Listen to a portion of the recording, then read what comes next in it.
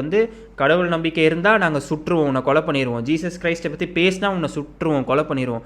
இதே வந்துட்டு family values, tradition இதெல்லாம் பற்றி பேசினா உன்னை சுற்றுவோம், கொலை பண்ணிடுவோம். மாடர்னிசம், மாடர்னிட்டி என்னமோ ஒன்று நீங்கள் பண்ணிட்டு போங்க. அதையே எல்லார் மேலேயும் திணிக்கிறீங்க. ஒரு நெட்ஃப்ளிக்ஸ் சீரீஸ்லேருந்து மீடியாவிலேருந்து எல்லா இடத்துலையும் வந்துட்டு இந்த லெஃப்டிஸ்ட் எல்ஜிபிடிக்கு எல்லா கன்றாவையும் இதில் இருக்குங்க.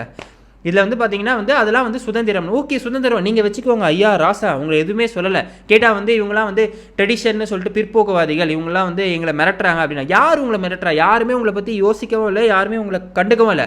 நீங்கள் எப்படி வேணால் இருந்துட்டு போங்க. எங்களோட குழந்தைகளை இதில் வந்து விட்டுருங்க, பிரெயின் வாஷ் பண்ணாதீங்க. அவ்வளோதான் வந்து ரைட்டிஸ்ட் வந்து ரைட் கன்சர்வேட்டிவ் பீப்புள் வந்து கேட்குறாங்க. ஆனால் இவர்கள் வந்து திரும்ப மீடியாவில் வந்து இதெல்லாம் வந்து நம்மளுக்கு வந்து போதிக்கிறாங்க, இதை வந்து நம்மளை வந்து திணிக்கிறாங்க. ஸோ வந்து பிரெயின் வாஷ் பண்ண பார்க்குறாங்க. அதை கேள்வி கேட்டால் வந்து நாங்கள் சுற்றுவோம் அப்படின்னு சொல்லி ஒரு பொலிட்டிக்கல் ஸ்டேட்மெண்ட் விட்டுருக்காங்க.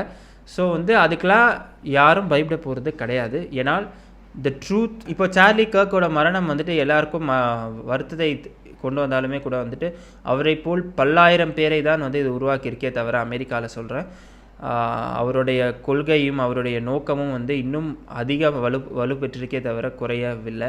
ஸோ ஸ்டார்ட் ப்ரீச்சிங் ஃபர்கிவ்னஸ் மோர். இன்னும் ஓப்பன் டயலாக் பேசுங்க. Violence is not the solution to anybody or any thing.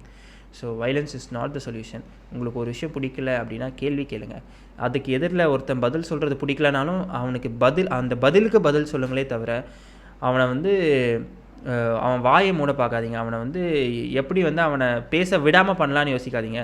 அவன் பேசும் வாதத்தை எப்படி வந்து எதிர்வாதம் செய்து நம்ம வந்து ஜெயிக்கலாம் அப்படி பாருங்கள். ஸோ நன்றி, வணக்கம்.